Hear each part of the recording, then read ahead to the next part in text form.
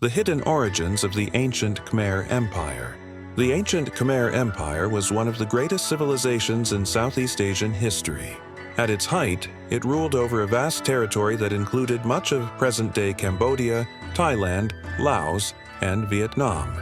Yet, the true origins of this powerful empire remain surrounded by mystery, legend, and unanswered questions. Long before the rise of Angkor, the land was home to early societies that lived along rivers and fertile plains. These early communities relied heavily on agriculture, especially rice farming. Over time, they developed irrigation systems that allowed them to control water, survive dry seasons, and support growing populations.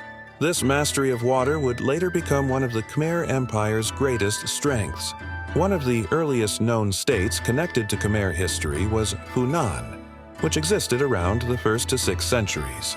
Funan was a trading kingdom that connected Southeast Asia with India, China, and the Middle East. Through trade, new ideas arrived: religion, political systems, writing, and architecture. Hinduism and Buddhism began to influence local beliefs, blending with indigenous traditions rather than replacing them. After Funan declined, another state called Chenla emerged. Chenla was less focused on maritime trade and more centered on land power.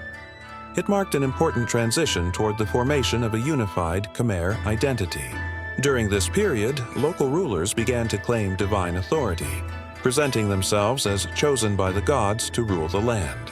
The true birth of the Khmer Empire is often linked to King Jayavarman II, who came to power in the early 9th century.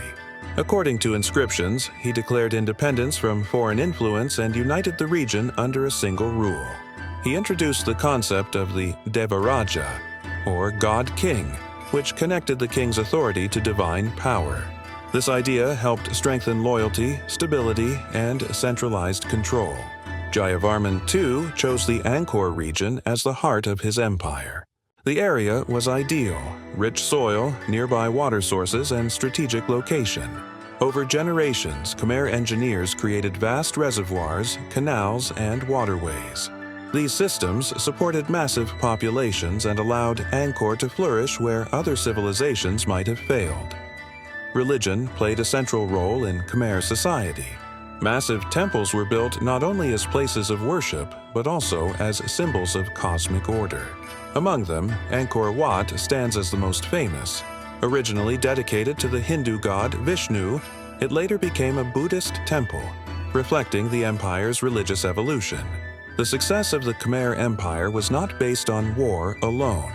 It thrived through administration, engineering, art, and cultural adaptation. Artists carved detailed stories into stone, recording battles, myths, and daily life. These carvings are still one of the most important sources of historical knowledge today. However, like all great empires, the Khmer civilization eventually declined.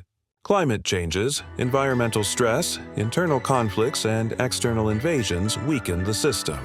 The complex water networks that once sustained Angkor became difficult to maintain. Slowly, the population moved away, and the jungle reclaimed the city.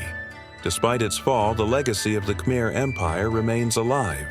Its architecture, culture, and influence continue to shape Cambodia and the wider region. The origins of the empire remind us that greatness is built not in a single moment, but through centuries of innovation, belief, and resilience. The story of the ancient Khmer Empire is not just history. It is a testament to human creativity and the enduring power of civilization.